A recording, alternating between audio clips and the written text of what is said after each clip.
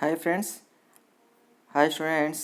ఈ యొక్క వీడియోలో మీ యొక్క బీఈడి ఫోర్త్ సెమిస్టర్కి సంబంధించినటువంటి ఒక సిలబస్ను మరే విధంగా ఫస్ట్ పేపర్ సంబంధించినటువంటి మోడల్ పేపర్ని ఇక్కడ మీకు అందిస్తున్నాను.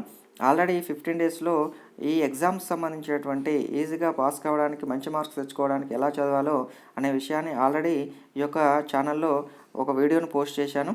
అదేవిధంగా ఫోర్త్ సెమిస్టర్లో మీకు ఎన్ని పేపర్లు ఉంటాయో మీకు ఆల్రెడీ తెలుసు. మరొకసారి ఇక్కడ మీకు వివరిస్తున్నాను.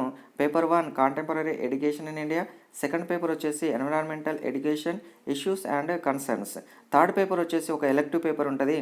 ఎలెక్టివ్ పేపర్ సంబంధించినటువంటి 7 పేపర్స్లో ఏదైనా ఒక పేపర్ మాత్రమే సెలెక్ట్ చేసుకోవాలి. అంటే మీ ప్రతి కాలేజీ ఇష్టం ఏదైనా 7 పేపర్స్లో ఒక పేపర్ని సెలెక్ట్ చేసుకుంటారు.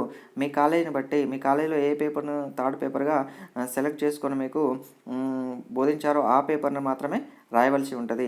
ఎక్కువగా class room management and organisation అటువంటి పేపర్ను ఎక్కువగా 90% వరకు చూజ్ చేసుకుంటుంటారు. అయితే మీకు మొత్తం కూడా 3 పేపర్స్ మాత్రమే ఉంటాయి. First 2 papers contemporary education India, environmental education and issues and concern, third paper వచ్చేసి class room management and organisation. లేకపోతే ఏదైనా ఇతర పేపర్ మీ కాలేజీని బట్టి థర్డ్ పేపర్ అనేది మారుతూ ఉంటుంది. అదేవిధంగా ఈ యొక్క సిలబస్ను చూసినట్లయితే మొదటి పేపర్కి సంబంధించినటువంటి మొదటి పేపర్ వచ్చేసి contemporary education in India.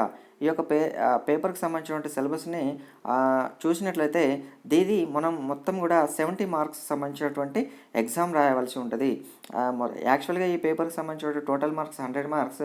Internals సంబంధించినటువంటి ఒక మార్క్స్ అనేవి 30 మార్క్స్ ఉంటాయి. ఎక్స్టర్నల్గా మీరు ఎగ్జామ్స్ అనేవి 70 మార్క్స్ రాయవలసి ఉంటుంది. యూనిట్ 1 చూసినట్టయితే and overview of education in India, ancient, medieval and pre independent India. అంటే పూర్వకాలంలో మరియు మధ్యస్థ కాలంలో, అదేవిధంగా స్వాతంత్రానికి పూర్వము మన యొక్క విద్యా వ్యవస్థ ఎలా ఉంది అనేటువంటి విషయం మీద వీటి మీద ఇందులో టాపిక్స్ ఉన్నాయి. ఇక్కడ ఒక టాపిక్ని అబ్జర్వ్ చేయండి. ఇక్కడ గురుకుల అని ఉంది ఫస్ట్ యూనిట్లో. గురుకుల విద్యా వ్యవస్థ గురించి రాయనంటే మనం చాలామంది విద్యార్థులు ఇప్పుడు ఉన్నటువంటి ఒక గురుకుల పాఠశాల గురించి రాసేటువంటి అవకాశం ఉంది, తప్పుగా అర్థం చేసుకునేటువంటి అవకాశం ఉంది.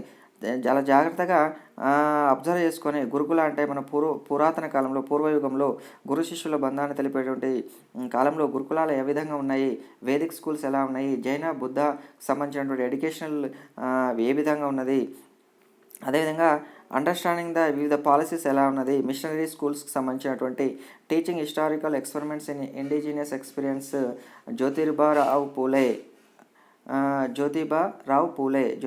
పూలే గురించి ఈ యొక్క ఫస్ట్ యూనిట్లో వివరించడం జరిగింది.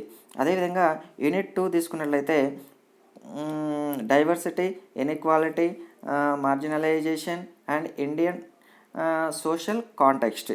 ఈ ఇండియన్ సోషల్ కాంటెక్స్ట్లో డిఫరెంట్ సంబంధించినటువంటి ఈ యొక్క కాన్స్టిట్యూషనల్ ప్రామిసెస్లో ఏముంటుందంటే freedom, justice, equality and fraternity. అంటే అందరికీ ఈక్వల్గా విద్యను అందించాలి, అందరినీ సమాన భావంతో చూడాలనేటువంటి ఉద్దేశంతో ఇండియన్ సొసైటీకి సంబంధించినటువంటి ఎడ్యుకేషన్ ఏ విధంగా Indian constitution to understand the fundamental rights and duties of citizens, critical study of Indian constitution సంబంధించినటువంటి విషయాల్ని సెకండ్ యూనిట్లో పేర్కొనడం జరిగింది. ఈ సెకండ్ యూనిట్కి సంబంధించినటువంటి కాన్స్టిట్యూషనల్ వాల్యూస్ ఏ విధంగా ఉన్నాయి, వాటి ఎయిమ్స్ ఏంటి, లక్ష్యాలు ఏంటి, ఇవన్నీ కూడా ప్రిన్సిపల్స్ ఏంటి, ఇవన్నీ కూడా సెకండ్ యూనిట్కి సంబంధించినటువంటి టాపిక్లో పెట్టడం జరిగింది. థర్డ్ యూనిట్ పరిశీలించినట్లయితే status of education in Indian సొసైటీలో ఎడ్యుకేషన్ సంబంధించినటువంటి స్టేటస్ గురించి అడగడం జరుగుతుంది. హయ్యర్ ఎడ్యుకేషన్ సంబంధించినటువంటి పర్స్పెక్టివ్స్, అదేవిధంగా దళిత్స్, ట్రైబ్స్ అండ్ ఉమెన్కి సంబంధించినటువంటి ఎడ్యుకేషనల్ స్టాటస్, ఇష్యూస్, కన్సర్న్, ఇవి అన్ని విషయాలు కూడా థర్డ్ యూనిట్లో సంబంధించినటువంటి టాపిక్స్ ఉన్నాయి. అంటే ఉమెన్ ఎడ్యుకేషన్, ట్రైబల్ ఎడ్యుకేషన్, వాటికి సంబంధించినటువంటి ఎటువంటి ప్రాబ్లమ్స్ ఉన్నాయి, వాటికి సంబంధించినటువంటి, అదేవిధంగా national policy on education NPE 1986. రీసెంట్గా మనకు నేషనల్ పాలసీ ఆన్ ఎడ్యుకేషన్ 2020 రావడం జరిగింది. ఈ యొక్క నేషనల్ పాలసీ ఆన్ ఎడ్యుకేషన్ సంబంధించిన కంపల్సరీ ఒక క్వశ్చన్ వస్తుంది డ్యామ్ షూర్గా. అదేవిధంగా programme of action POA 1992 major recommendation ఏంటి, రివ్యూ ఆన్ POA, అదేవిధంగా Janardhan Reddy committee, Ramamurthy committee and Yashpal committee, ఈ కమిటీలకు సంబంధించినటువంటి కంపల్సరీ ఒక క్వశ్చన్ వస్తుంది. మీకు దీనికి సంబంధించినటువంటి లాంగ్ ఆన్సర్ క్వశ్చన్స్ అనేవి NPE నుంచి ఈ 2 టాపిక్స్ నుంచి కంపల్సరీ రావడం జరుగుతుంది. అదేవిధంగా policy frameworks of public education in India, educational interventions. కొత్తగా ఉండేటువంటి వీటికి సంబంధించినటువంటి కొత్తగా ఎడ్యుకేషన్ సిస్టంలో వచ్చినటువంటి ఒక మార్పుల గురించి పాలసీస్ కానీ ఫ్రేమ్వర్క్స్ కానీ ఇక్కడ వివరించడం జరుగుతుంది. వాటికి సంబంధించినటువంటి topics SSA Sarva Shiksha Abhiyan, RIMC Rashtriya మాధ్యమిక శిక్ష ఆయోజనకు సంబంధించినటువంటి universal secondary education and quality concern and research. అదేవిధంగా డిస్కర్సెస్ ద ఆర్టీఈ యాక్ట్, అదేవిధంగా ఆర్టీఈ యాక్ట్ సంబంధించినటువంటి స్టాటస్ ఆఫ్ ఇంప్లిమెంటేషన్. అదేవిధంగా Indian education system different levels, pre primary, primary, secondary, higher secondary and higher education సంబంధించినటువంటి education system ఏ విధంగా ఉన్నది మన దగ్గర. Universalisation of elementary education, నయ్యం తాలీం, సయాజీరావు గైక్వాడ్, యుఈఈ అండ్ ఈఎఫ్ఏ సంబంధించినటువంటి ఈ యొక్క అన్ని విషయాలను కూడా ఇక్కడ చదవలసి ఉంటుంది.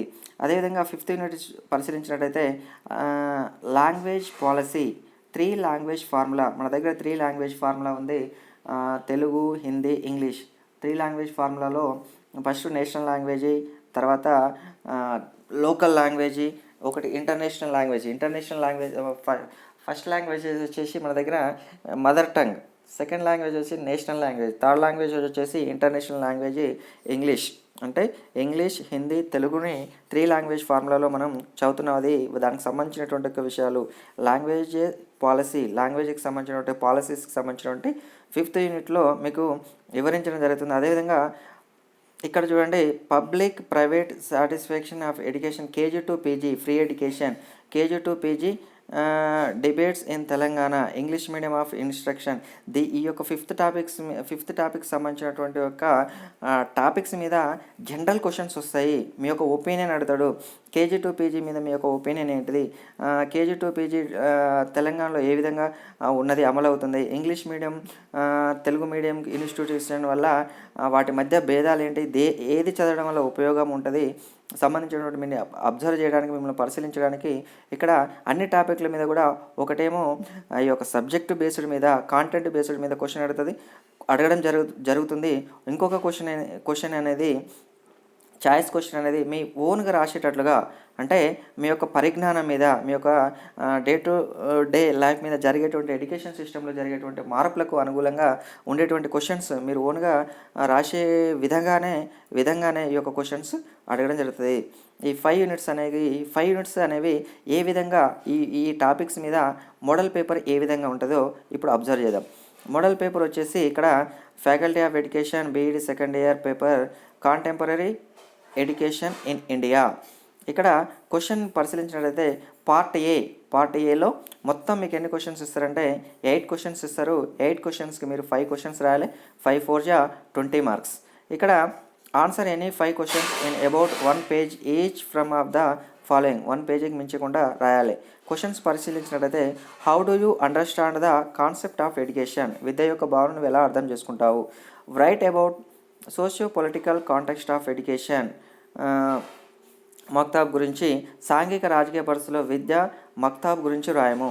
What are the fundamental rights of citizens, పౌరుల యొక్క ప్రాథమిక హక్కులు ఏవి. ఇది సెకండ్ యూనిట్కి సంబంధించినటువంటి రాజ్యాంగంలో ఉన్నటువంటి భావనలు, విద్యకు సంబంధించినటువంటి భావన నుంచి అడగడం జరిగింది.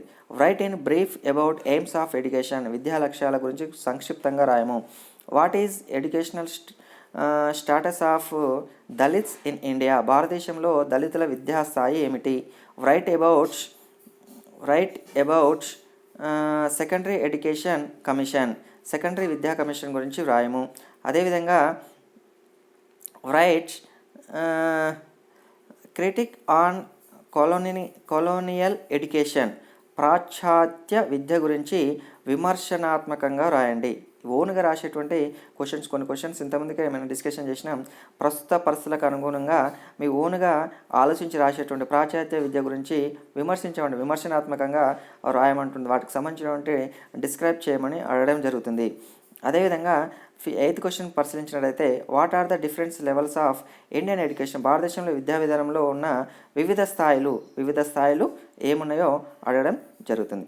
నెక్స్ట్ పార్ట్ బి చూసినట్టయితే ఆన్సర్ ఎనీ 5 క్వశ్చన్స్.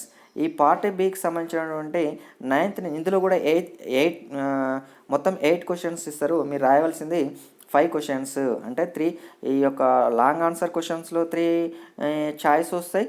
అదేవిధంగా షార్ట్ ఆన్సర్ క్వశ్చన్స్లో కూడా 3 చాయిస్గా వదిలివేయడానికి ఆస్కారం ఉంటుంది. ఇక్కడ పరిశీలించినట్టయితే ఫస్ట్ క్వశ్చన్ జైన మరియు బుద్ధ విద్యా విధానాల గురించి విపులంగా చర్చము. Discuss in a detail about Jaina and Buddha educational practices. చిన్నప్పటి నుంచి మనం చదువుతున్నాం, ఇక్కడ కూడా వివరించడం జరిగింది రాజు.